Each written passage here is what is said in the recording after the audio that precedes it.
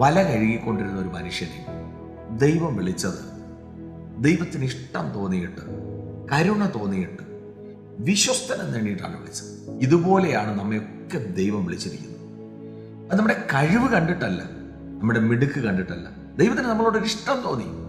അതാ ഇവിടെ പറയുന്നത്, അവിശ്വാസിയായിരുന്ന എന്നോട് ദൈവത്തിനൊരു കരുണ തോന്നി. വല കഴുകിക്കൊണ്ടിരുന്ന ശീമോനോട് ദൈവത്തിനൊരു കരുണ തോന്നി, ഒരു മനസ്സലിവ് തോന്നി. ആ കരുണ ക്രൂശിക്കപ്പെട്ടതിന് ശേഷവും കർത്താവിന് തോന്നി. അതുകൊണ്ടാണ് തിബരിയാസ് കടൽക്കരയിൽ വെച്ച് പിന്നെയും ആ പത്രോസിനെ കണ്ട് വിളിച്ച വേലയ്ക്കായിട്ട് വേർതിരിച്ചത്. ഈ സന്ദേശം കേൾക്കുമ്പോൾ പ്രിയരെ, നമുക്ക് ഏൽപ്പിച്ച ഒരു ദൗത്യം വിശ്വസ്തനെന്ന് കണ്ടിട്ടാണെന്ന് ഓർമ്മയോടെ അത് മാത്രം ചിന്തിച്ച് ആ കർത്താവിനെ പ്രസാദിപ്പാൻ തക്കവണ്ണം പഴയ മനുഷ്യനെ കുഴിച്ചിട്ടതിനെ പിന്നെയും മാന്തിയെടുക്കാതെ വിശ്വസ്തയോടെ വേർപെട്ടവരായി സഞ്ചരിപ്പാൻ ദൈവം